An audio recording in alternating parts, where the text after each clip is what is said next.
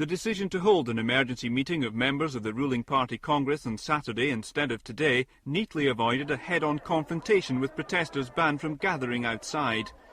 The meeting was due to approve a referendum on democracy, but President Maung Maung was forced to bow to months of pressure and announce the first general elections in 26 years, a milestone in Burmese history, he told the conference.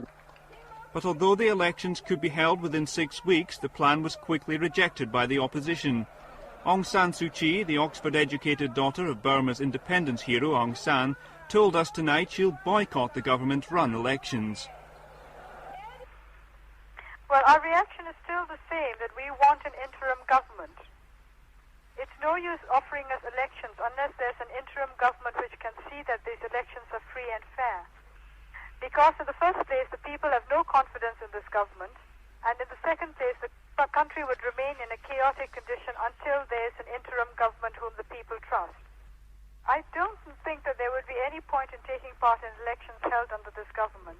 What effect could Observers say an election boycott would be disastrous for the government. Well, it would knock the feet away from the government before they've even started. And I think the cynical would argue that the government's announcement of elections at a point as far as 3 months ahead could be just a delaying tactic. There might well be no real intention to carry this through, no matter what they might say.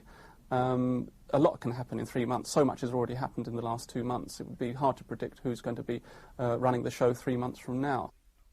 Today, Aung San Suu Kyi linked up with two other opposition figures, Brigadier Aung Ji and former Defence Minister General Tin Oo, with a letter to President Maung Maung demanding an interim government.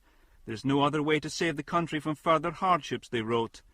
Their move came only 3 days after Burma's elder statesman, former Prime Minister U Nu, announced he was forming a rival government, but Aung San Suu Kyi says that's not the aim of today's alliance.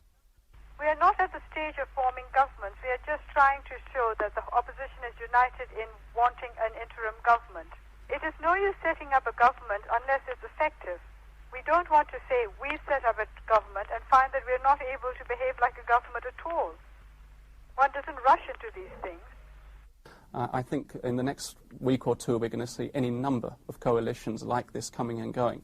And it'll be some time before real political parties emerge. And as I say, I have a feeling that the leaders of these new parties are going to be faces that are not particularly known at the moment. I think the real organisers of the demonstrations are only going to reveal their hand once the coast is clear for them. The latest pictures from Burma show the demonstrations this weekend as strong as ever, Buddhist monks still leading the protests. Aung San Suu Kyi, meanwhile, has been holding one of her increasing number of press conferences. She told us there had been no attempt to clamp down on such activities. She also insisted she did not want the army to take sides, but rather to return to barracks and not become involved in political manoeuvres. On the streets, however, growing evidence that soldiers are taking sides, not with the government, but with the demonstrators. Marching not on parade, but in protest, they carry a portrait of Aung San Suu Kyi's father. And as it continues, increasing signs of the desperation of the government. The Defence Minister announced tonight anyone spreading what he called false rumours that the military were defecting would be shot.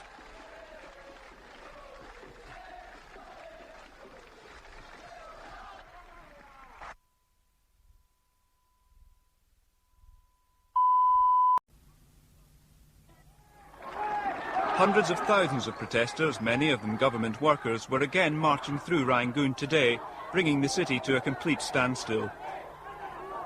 Rail services, like much else idle for a week, were reportedly running today to bring in protesters from outside. Others were bussed in to swell the crowds who'd braved the monsoon rains to protest. A government order issued yesterday that demonstrators end their occupation of government offices or face the consequences was completely ignored. That's because many of the people doing the occupying are the normally placid Buddhist monks. With a tradition of concern over social issues, they've become a focal point in recent weeks, and now, according to Western diplomats, have taken over running law and order from the police.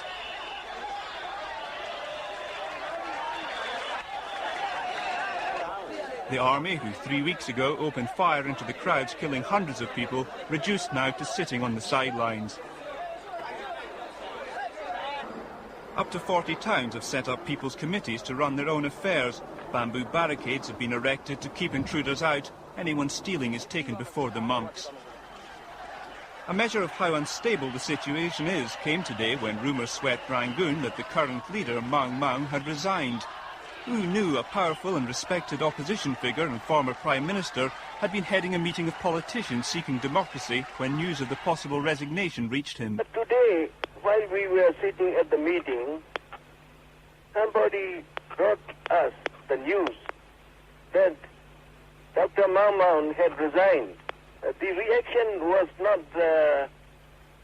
neither good nor bad. It is just indifferent.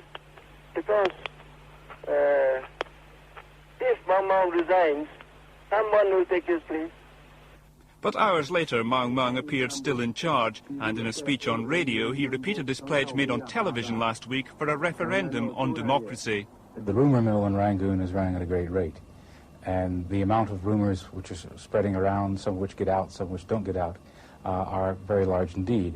And so it's difficult to pin down exactly what's going on. But the speech that Dr. Maung Maung gave this afternoon suggests indeed that he's not resigning. But the protesters, some of them today said to include customs and immigration staff, don't want to wait until September the 12th, when the ruling party conference will be asked to endorse the referendum on democracy. Today, Burma's English-language Guardian newspaper ran a front-page statement from staff of the Foreign Ministry, demanding an interim government now. But U Nu says patience may be needed. There is a considerable opinion. We should wait, because they wanted to give a chance to the government, a chance to put their program through. If the government did fall, it raises the question who would lead any interim or future people's government.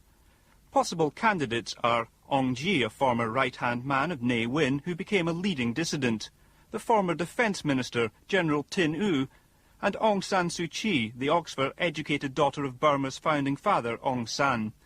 But a popular choice, U Nu himself, a sprightly 82-year-old once exiled for mounting an unsuccessful resistance campaign against the military leadership, has ruled himself out. I'm not interested at this age. You see, I'm now 82, and even though my health, general health, is good, I don't feel very firm. The government affairs will be too much for my health.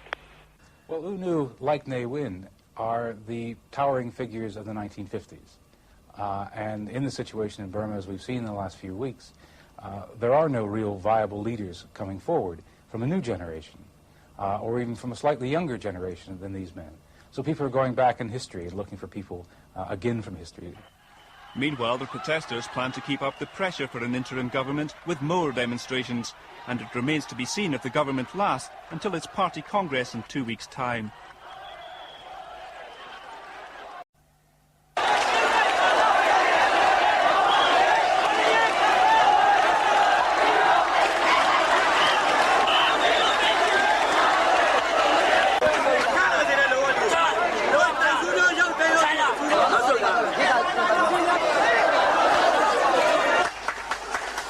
Hãy subscribe cho kênh Ghiền Mì Gõ để không bỏ lỡ những video hấp dẫn.